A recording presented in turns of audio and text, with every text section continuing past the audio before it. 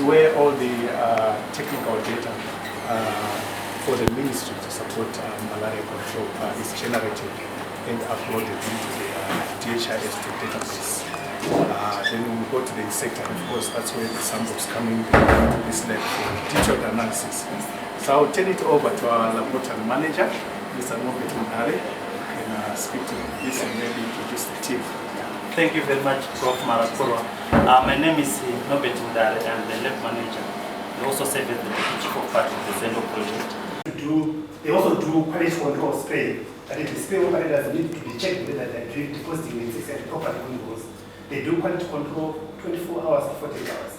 And they also do what is known as insecticide decay studies.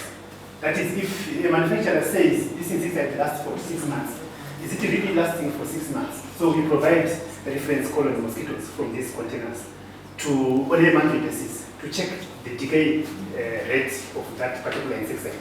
Whether it's a pyrochlorate that lasts 6 months or organochlorate that lasts for 12 months. And we also do morphology. All the mosquitoes that are sent from various provinces that are malaria, they are also brought here. We do morphological identification to identify whether they fall within the category of mosquitoes that cause malaria, or they fall off from that category. So we do that. We also do dissection. We cut off the products. The reason why we are cutting the products, we want to identify whether the products have put parasites in them. Also, the abdomen to check whether there is a type of blood that was taken when the mosquito was feeding within that particular household. So whether it is human or animal, then we train teams to identify that in the lab now. This is koi fish food. We grind it until it is fine. We feed every day, twice a day. Okay. Yes. We just put a little drop in water. If it is springs, that means there isn't enough food. So you should add some more until they become pupa. Pupa, you don't feed anything. Okay. Yes. There's still one in there. In the boat.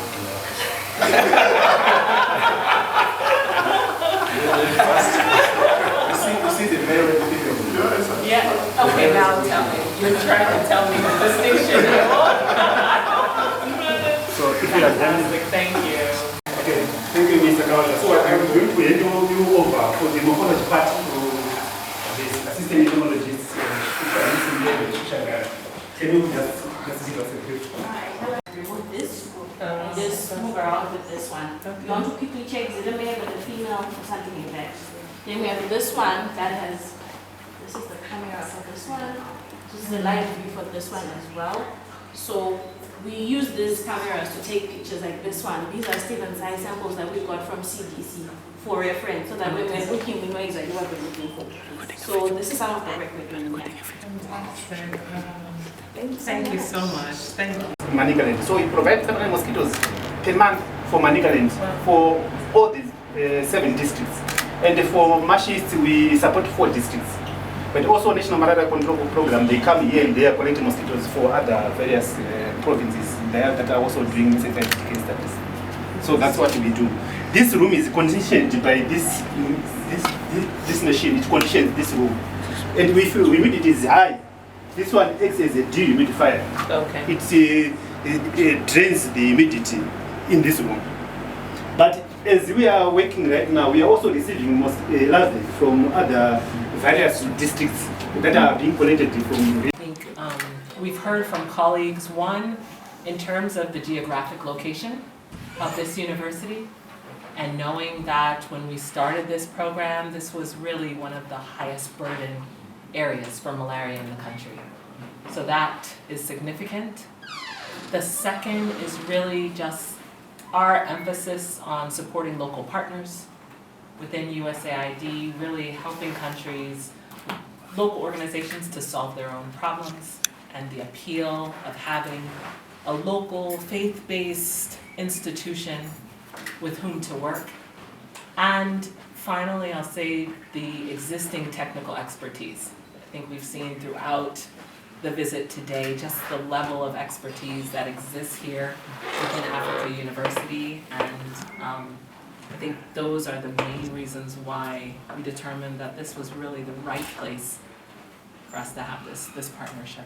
As we've seen in the early days, A lot of the support was infrastructure in terms of, building the insectary, providing the equipment and the laboratory equipment that we've been able to see today, and then certainly a constant effort on staff capacity building and just that continuous learning.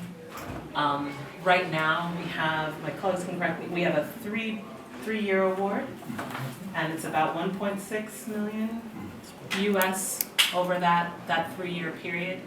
That's the extent of our current relationship, and continuing to identify opportunities to partner and leverage together.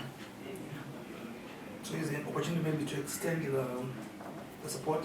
That's a favorite question for USAID. that's the one I pass. No, I think honestly, we are always looking for opportunities here in Zimbabwe to expand the work. I think on an annual basis, as the Presidential Malaria Initiative, we look at our overall funding and align our priorities. But certainly we're very proud of what's been able to been achieved here through ZENTO. So if you'll allow me, I'll stop there. But before I get in trouble for making promises. but we are very excited about this work. Today we keep talking of numerous concerns around, blood pressure, diabetes, cancer. The mosquito that spreads malaria is not going to shy from any of those. It's going to attack. So you can imagine that if you were to deal with this menace to some degree, you would have also stopped numerous suffering that is likely to be happening around. The beauty of it, from what I have heard and what I've seen, we started here in Manicaland. It has extended into Mash. The possibility of that extension is there. As a university, we believe in one thing. We believe that money follows good ideas. So we are never worried about money, by the way. We are worried about good ideas if they are being generated and being followed through. And it will be a wonderful thing. In some cases, some stories are not told. But this relationship that exists, especially between the USAID and through ZENTO, is a true example of what is happening not just in Manicaland, but in Zimbabwe, and we need maybe to tell the story more than we are doing now. A very simple approach to drop the malaria cases. It means that one, when we are having more patients in the benefit due to malaria, it's a cost to the hospital, it's also a cost to the government. And if you reduce the malaria burden, it means you are also reducing the cost and freeing certain resources to fight other problems.